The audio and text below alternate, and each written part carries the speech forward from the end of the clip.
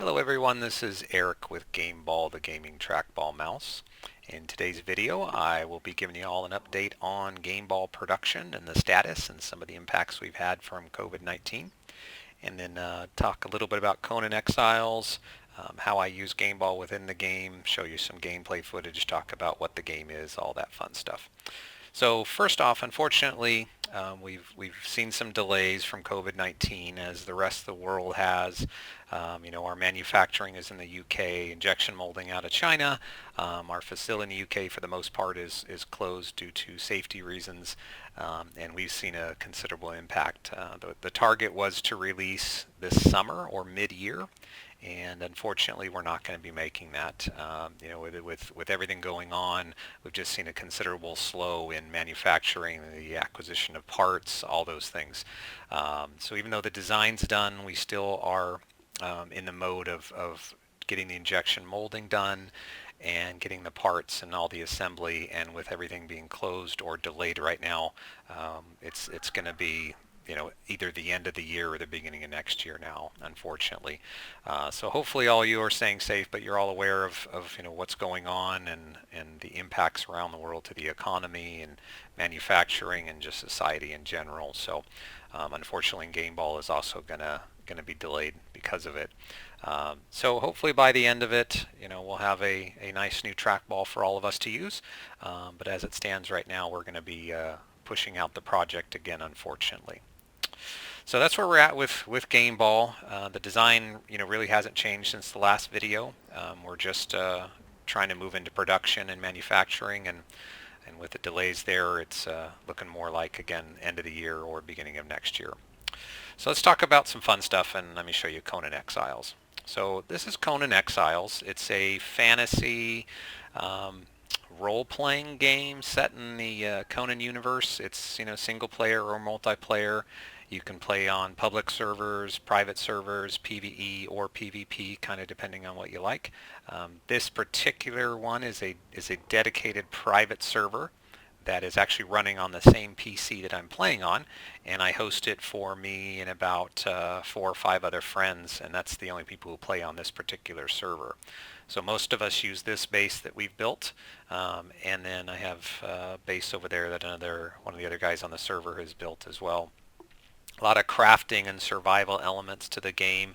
It's a very fun game. We've had some free time with COVID-19 and done a little building here. Everything you see here I've actually built, from the tower to this tree structure to all the different little elements down there. So there's a big survival element at the beginning. What nice thing about having a private server is you can change the settings. Like for example, we don't have the food and drink as restrictive as it is in a public or open server. In other words, you don't have to eat and drink as much. And there's a few other mods and a few other things that we've done, and I'll show you just for quality of life and just for enjoyment of the game. But really do like the game. We've had a lot of fun with it. Just about max level now, and it's a good game all the way around. Like I mentioned, there is some survival elements. Like here we have some food boxes, so you do have to eat some food and drink some. And then there's a lot of crafting, a lot of components that you collect. You actually can get these thralls who will do work for you. You capture NPCs and put them to work for you. But there's, all these different armor types and components. So you have, when you're crafting armor, leathers and metals and various organic materials you use. Same thing with blacksmithing. Lots of different weapons in the game. Some named weapons. There's really only melee and ranged combat. There's no magic users or anything like that. So if you're looking for that, it's not really the game for you. This is more, melee fighting with, swords and daggers and hammers, or bows and arrows is really what the game is. But a good game. Most of the clan resides here. We have various little houses in the tree here that we built. So you can spend a lot of time doing that if you enjoy that part of the game. There's also pets. We have horses. You can have mounts in the game. There's bears, pigs. As you can see, we have a saber-tooth, a panther, all these different animals that we've collected that will actually fight for you as you play the game. So again, a lot of crafting. There's eating and drinking. Get some water there. There's different components you can build. I don't have any of the DLC installed. The official DLC, just haven't bought it, but I've installed some various mods. There's some really good stuff out there on the workshop that you can install for free that some people have put some really good work into. So that's what a lot of this is, this whole tavern area. You do have NPCs that will fight for you as well, so you can have them follow you and go on quests and missions and adventures and things like that. So let me talk about how I play the game with the GameBall mouse. So first off, you use the ball to actually track your movements, just like about every other game. Your left mouse button is your primary or quick attack, and your right mouse button, when you have a shield out, I use it for blocking. It's just handy to be able to hold down that right mouse button as you're fighting, so you can bring up your shield and attack and then put your shield back up. So I use that for the right mouse button. If you're not using a shield, it varies depending on the weapon. When you have an axe out, it's a kick. When you have a dagger out, you do like a little backflip type thing to kind of escape from enemies. So it kind of depends on what you're fighting.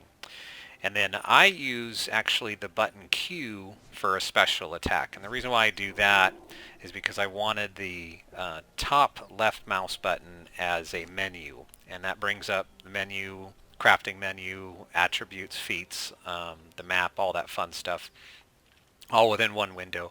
And I wanted that as a quick button, so that's my left mouse button over here. So that's this button. And then the middle mouse button you use mainly when you're doing construction. It's to align an object, so as you're building houses and structures, you kind of use that quite a bit. So the left mouse button is the attack, top left mouse button is the menu. So again, that brings up this menu. And the middle mouse button is for when you're doing structure building and you're in the build mode. And then the right mouse button, like I said, is either like an attack or a dodge out of the way with daggers, or it's a kick when you have an axe out, and then when you have a shield out, it's a block. So it varies depending on the weapon that you're using. And then the very far right mouse button is actually what I use for the map. So that's a quick little way for me to bring up the map and just kind of see where I'm at within the game. So not a whole lot of buttons. It's not a game that relies a lot on menus and various attacks and things like that. It's fairly simplistic. It's done really well.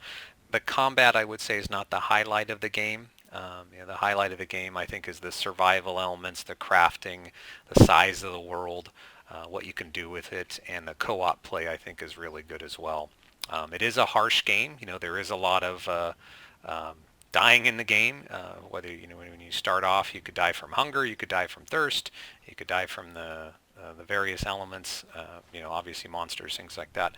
So it can be a difficult game to start with. If you get on a PvE server, you can check the settings there, and they will show you, how difficult the settings are before you actually join the server. So let's get into some of the little gameplay here and the fighting elements. So what we've done, one thing that is somewhat difficult, especially early on with the game, is the fast travel, which really doesn't exist early on in the game. So it's a large map with a lot of places to explore, and when you first start out, you have to basically walk back and forth, and if you have a main base, it takes a long time to do that. So one thing that we've done is we created a portal room, and there's various mods that allow you to do this. And as we discover things, I create a portal there. So these various areas on the map, you can just quickly bounce to them, and then there's a recall feature that allows you to come back to your main base. It saves a lot of time. I guess we're kind of a little lazy, but it makes the game a lot easier, especially for traveling around. So this is something that the core game doesn't have, but you can build this through various mods, and it makes it a lot easier, especially when you're traveling background. And once you've been to an area, you don't want to spend 20 minutes going there the next time. So the portal system we have here, at least for us, works rather well. So I'm just going to travel to this little portal up north, show you some of the combat. So I'll try to fight with the sword or this axe and shield. I'll do a little combat with the daggers and a little bit with this mace to kind of get a feel for the different weapons and how they work. So let's start with the sword and the shield. That's what I use most of. And again, your right mouse button is for blocking. So I'll just go up here. There's a couple of NPCs to fight. That one has a bow, which you can block with your shield. The other one looks like daggers. It tells you what they are as far as an entertainer, so these are ones you can capture and put back on your base if you wanted to. So let's do a basic attack there, and I'll do a heavy attack.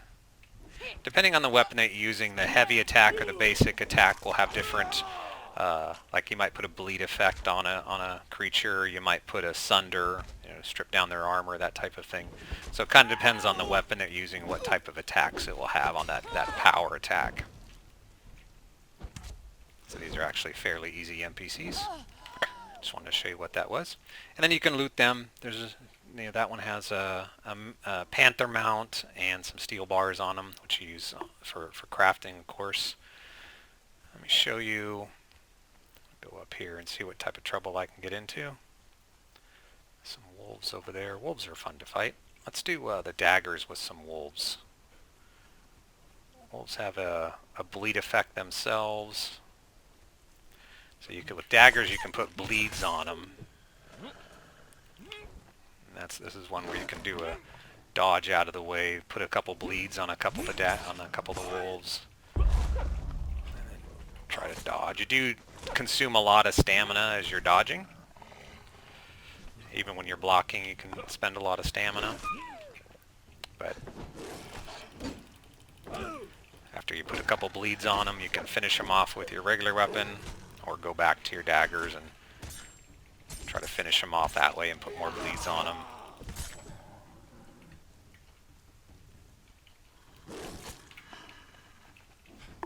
There is a lock feature. Let me show you that. So if you look, the cursor changed.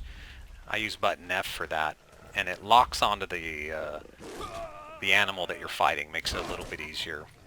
And then when you attack them, you put a bleed on me. Attack them, it makes it a little bit easier to target them. So for me, I use the F button, and you press it and then press it again to turn it off. So there is, if you notice, I'm pressing button number 6 down there, and that replenishes some of your health and regenerates you as well. So let's go up here. So here there's 4 of them. I'm going to show you the two-handed hammer. Hopefully this isn't too bad here. And kind of give you an example of sometimes it's nice to use a two-handed weapon when you're hitting multiple targets.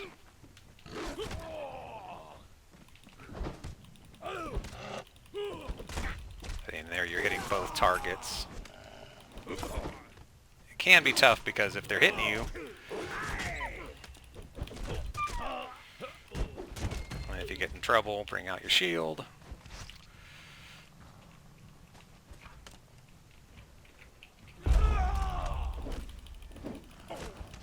I'll lock on that guy.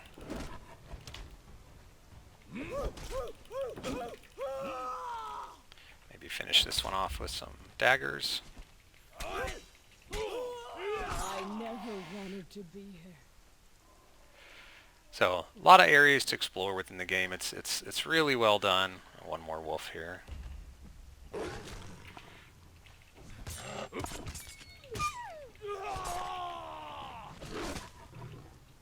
Show you a little bit more with the hammer. Oh, wrong way. Hammer does, two-handed weapons. It's slower, but does a considerable damage. And there's one big power attack. Show that again there. So depending on your preference. Do you like sword and shield? Like daggers? Do you like the larger two-handed weapons? So anyway, that's Conan Exiles. I would definitely recommend the game. Very fun game. We've had a lot of time with it and really enjoyed it. There's a lot to do. I think we got it on sale for like $15.99, so it's not a very expensive game. I think the regular price is $29.99, which is still a very good deal. That's US dollars on Steam.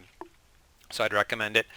Just, when you're looking at your servers, try to pick a server that you think will fit for you, because you can spend a lot of time crafting and doing survival, and you want to get on a server that meets your play style.